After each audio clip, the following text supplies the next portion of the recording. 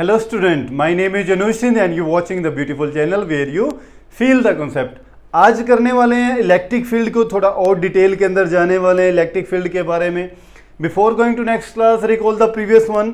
In previous lecture we discuss about the electric field and electric field intensity और उनके units किए थे, उनके डायमेंशन किए थे. इलेक्ट्रिक फील्ड इंटेंसिटी होता क्या है तो थोड़ा सा रिमाइंड करवा दूं कि इलेक्ट्रिक फील्ड इंटेंसिटी क्या था. Force experience by test charge, जिसको क्या बोला जाता है, इलेक्ट्रिक फील्ड इंटेंसिटी बोला जाता है. तो आज करने वाले किसी भी एक पॉइंट के ऊपर आपको इलेक्ट्रिक फील्ड इंटेंसिटी अगर कैलकुलेट करनी हो तो electric field due to a point charge आप कैसे कैलकुलेट करते हो. तो आज का अपना जो फर्स्ट टॉपिक रहेगा वो रहेगा electric field due to a point charge. एक पॉइंट चार्ज की वजह से इलेक्ट्रिक फील्ड कितना होता है, कैसे कैलकुलेट कर सकते हो आप इसको. तो ये एक पॉइंट चार्ज कंसिडर कर लेते हैं, ठीक है. ये एक पॉइंट चार्ज है, ठीक है, से Q. ये Q जो है पॉइंट चार्ज कंसिडर किया, जिसको सोर्स चार्ज भी बोला जाता है, ठीक है.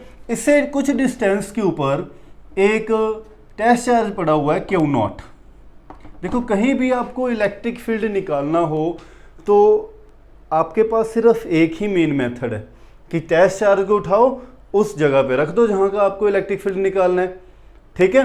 तो अपन ने सपोज P पॉइंट इस डिस्टेंस से R डिस्टेंस पे ये एक P पॉइंट लिया और यहाँ पर P पॉइंट के ऊपर आपको इस पॉइंट चार्ज की वजह से कितना इलेक्ट्रिक फील्ड यहाँ पे लग रहा है वो कैलकुलेट करना है. तो इस P पॉइंट पे उठाया, एक टेस्ट चार्ज रख दिया. अब टेस्ट चार्ज को ये सोर्स चार्ज क्या करेगा, रिपेल करेगा, क्योंकि टेस्ट चार्ज भी अपन पॉजिटिव होता है और सोर्स चार्ज भी अपन ने पॉजिटिव लिया है. तो ये इसको रिपेल करेगा तो इसके ऊपर फोर्स लगाएगा. तो फोर्स कितनी लगाएगा, अकॉर्डिंग टू कूलम्ब्स लॉ कितनी फोर्स लगेगी कूलम्ब्स लॉ के according, F is equal to K Q लगा रहा है ना, Q0 के ऊपर और अपॉन में R². ये फोर्स लगेगी इसके ऊपर. अच्छा, अब अपने को कैलकुलेट क्या करना है, इलेक्ट्रिक फील्ड कैलकुलेट करना है. Now electric field at point P, now electric field at point P तो क्या रहेगा बेटे, P is electric field is equal to क्या होता है, फोर्स बाय टेस्ट चार्ज. यही था force experience by test charge. तो फोर्स की वैल्यू कितनी यहाँ पर निकाली है, Q0 bye Q0 into R². तो Q0 से Q0 क्या हो गया, कैंसिल आउट. तो अपने पास इलेक्ट्रिक फील्ड कितना आ गया इस P पॉइंट पे, electric field is equal to KQ by R². तो ये इलेक्ट्रिक फील्ड निकल जाता है यहाँ पर कि P पॉइंट पे इलेक्ट्रिक फील्ड कितना होगा, KQ बाय R². तो यहाँ से एक रिलेशन ये और आ जाता है कि electric field is inversely proportional to R². Inversely proportional का मतलब क्या होगा, जैसे जैसे ये डिस्टेंस इंक्रीज होता जाएगा इलेक्ट्रिक फील्ड की वैल्यू डिक्रीज होती जाएगी.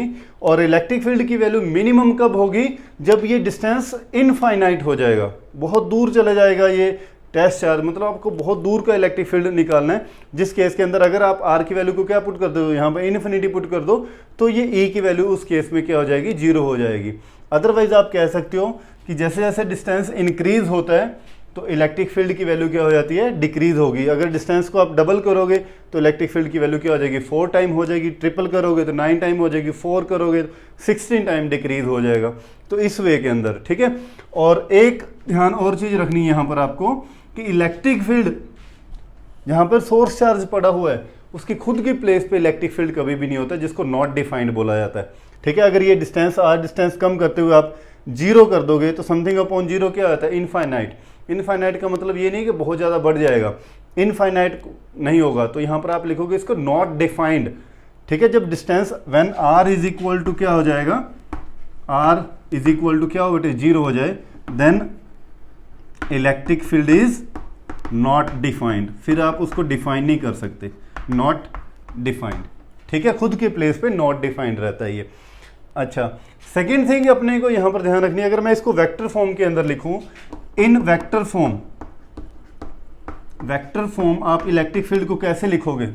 तो ये इस तरफ वाला इरेज कर रहा हूं मैं बेटे, राइट कर सकते हो आप.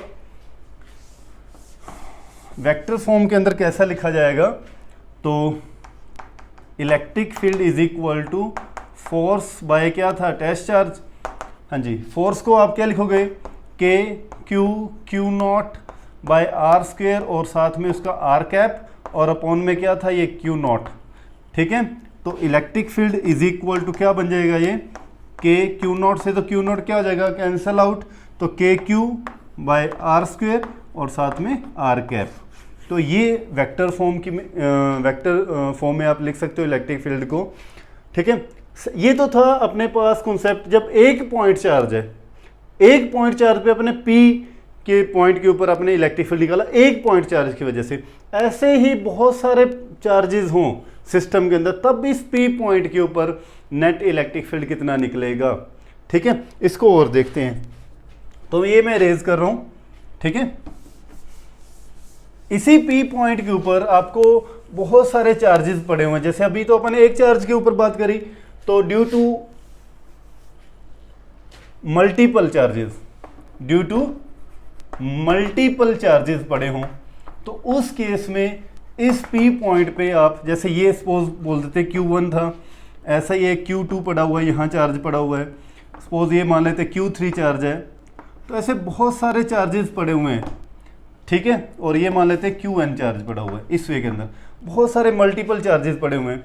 तो इसकी वजह से इसके ऊपर इलेक्ट्रिक फील्ड किस तरफ लगेगा, इस तरफ लगेगा। इसको बोल देते हैं E1, और ये डिस्टेंस मान लेते हैं R1 है, ये R2 है, ये R3 है, ऐसे ही अप टू करते हुए ये मान लेते हैं Rn है। इसकी वजह से इलेक्ट्रिक फील्ड लगेगा इस तरफ। Q2 की वजह से इलेक्ट्रिक फील्ड की डायरेक्शन होगी इस तरफ, है ना।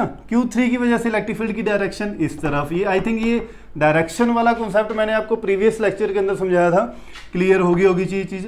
और Qn की वजह से इलेक्ट्रिक फील्ड की डायरेक्शन इस तरफ लग रही है, इसको बोल रहे हो आप En, क्योंकि ये सारे क्या ले रहे हैं, पॉजिटिव चार्ज, और पॉजिटिव चार्ज की वजह से इलेक्ट्रिक फील्ड की डायरेक्शन हमेशा आउटवर्ड होती है।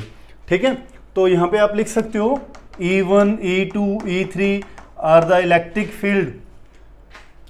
Field due to charge Q1, Q2, Q3 respectively.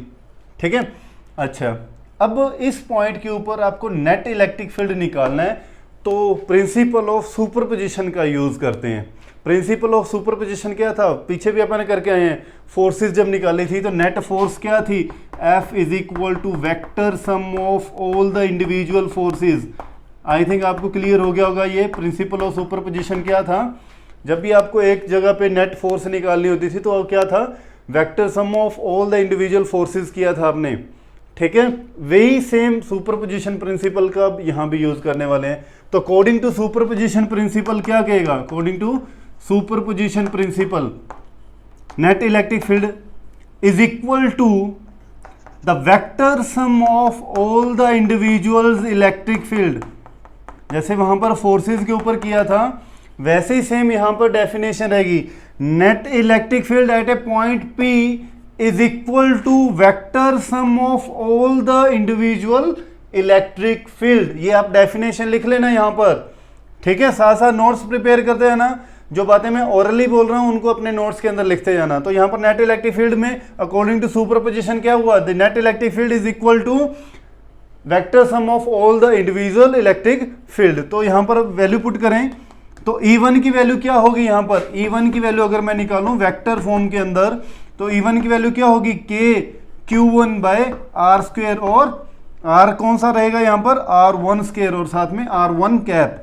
ऐसे E2 की वैल्यू क्या रहेगी आपके पास वेक्टर फॉर्म के अंदर, K Q2 bye R2 square और साथ में R2 कैप। इस वे के Q3 की Q4 की अप टू Q1 की आप वैल्यू निकाल सकते हो।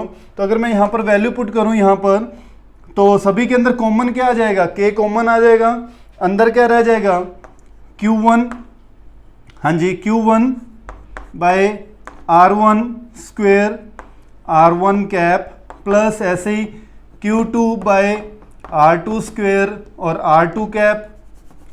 ठीक है, ऐसे ही सो ऑन चलते जाओगे तो लास्ट में क्या आ जाएगा, Qn by Rn square Rn cap. तो इस वे के अंदर ये सारी चलते जाएगी। इसको आप क्या लिख सकते हो कि summation I is equal to 1 to n Qi by Ri square और साथ में Ri कैप।